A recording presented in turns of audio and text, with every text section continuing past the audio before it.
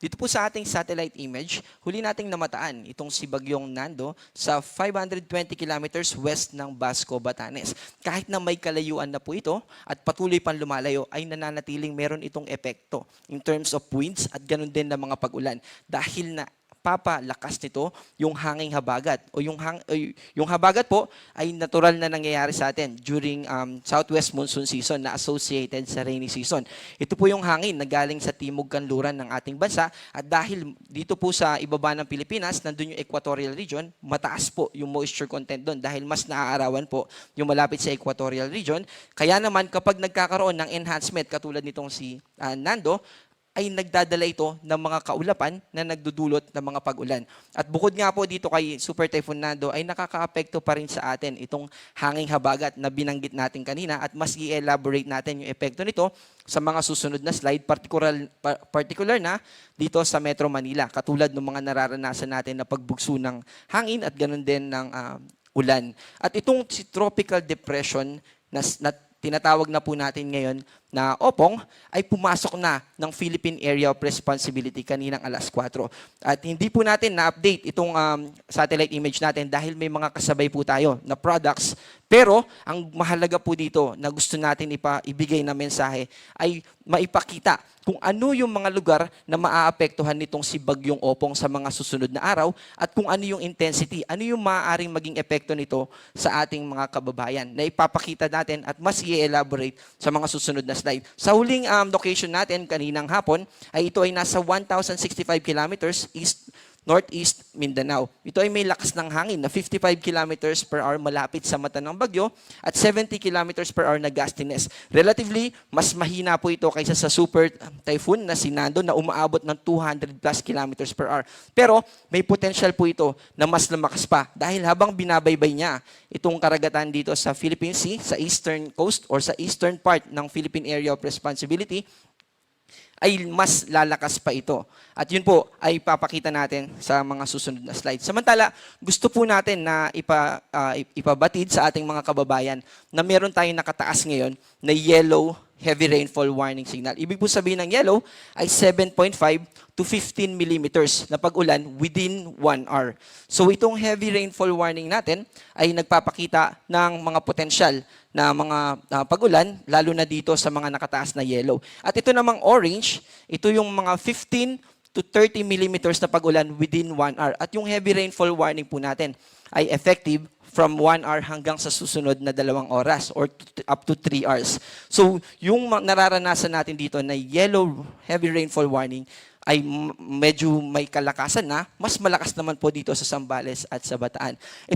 Yung nararanasan natin ng mga pag-ulan na ito ay associated pa rin dun sa enhancement na binibigay dahil sobrang laki po ni Nando. So yung hangin na pagbayo niya dito sa kanlurang bahagi ng ating bansa plus yung moisture ng habagat, so yun po yung nagko-contribute kaya nakakaranas tayo ng mga ganitong klase na pag-ulan. Samantala, meron pong nakakaapekto ngayon na light to moderate to occasional heavy rains dito sa Cavite, Rizal at Nueva Ecija. At yung light blue naman ay sa susunod na mga oras ay makakaapekto naman yung light to moderate to occasional rainfall or to occasional heavy rainfall dito sa Laguna, Batangas and Quezon.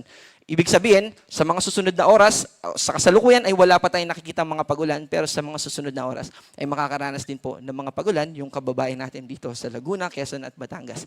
Para po malaman natin, halimbawa pupunta po tayo dito sa Laguna, gusto natin malaman kung malakas yung ulan dyan, ito po yung pwede natin gamitin. At para malaman natin kung saan ba makikita yung ganitong products, pwede po natin bisitahin yung panahon.gov.ph.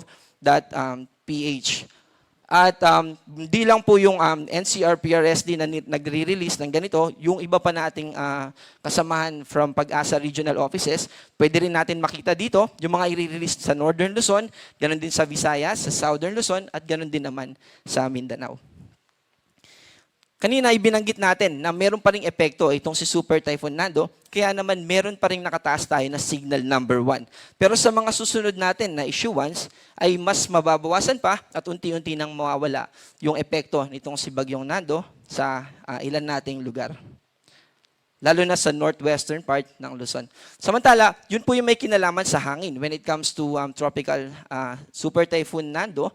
At ito naman yung associated or yung mga pag-ulan na dadalhin din nung binanggit natin kanina na interaction between kay Bagyong Nando at sa southwest monsoon or sa habagat. So, iba po ito dun sa heavy rainfall warning na pinakita natin previously na nakakaapekto sa Metro Manila. Ito naman pong tinatawag natin na weather advisory or heavy rainfall outlook. Ito po yung for the next 24 hours. Yung kanina po ay for the next 1 to 3 hours. At ito naman po ay for the next 24 hours from 5 p.m. today at hanggang bukas ng 5 p.m. At makakaranas po ng 100 to 200 millimeters yung mga kababayan natin dito sa Zambales at sa Bataan. Ang ibig sabihin nito ay pulupulong mga or kalat-kalat na mga pagbaha yung posibleng maranasan ng mga kababayan natin dito sa Zambales at Bataan. 50 to 100 millimeters naman dito sa Ilocos Sur, La Union, Benguet, Pangasinan, Tarlac, Pampanga at Occidental Mindoro. Ibig sabihin ng 50 to 100 millimeters, posible yung mga localized floodings, lalo na yung mga nakatira sa low-lying areas at malapit sa mga bahay o malapit sa mga katubigan like mga ilog. Ito naman yung ating forecast track patungkol sa Tropical Depression Opong. Sa kasalukuyan, ito ay pumasok na ng Philippine Area of Responsibility, pero nakikita natin na yung development niya ay mangyayari na sa mga susunod na oras. From tropical depression, ito ay mas lalakas pa into tropical storm. At habang ito ay nasa karagatan, nagiging favorable or nagiging okay sa kanya yung kondisyon sa ating atmosphere, kaya naman mas lalakas pa ito. From tropical storm, ito ay magiging severe tropical storm. At bago ito mag-landfall, ay makakaranas yung ating mga kababayan. Kapag hindi na magbabago yung intensity niya at severe tropical storm pa rin siya, ay makakaranas tayo ng up to signal number 3. Ibig sabihin ng signal number 3 ay from 89 to 117 kilometers per hour na lakas ng hangin. Also, associated din dito yung dalang kaulapan nitong si Bagyong Opong, kaya gusto rin po natin na ipabatid sa ating mga kababayan na i-anticipate na po natin yung posible na maging epekto nito sa atin at pagandaan na po natin ito lalo na sa Friday at sa Saturday. Ang susunod po natin na Tropical Cyclone Bulletin ay ilalabas natin mamayang 11 p.m.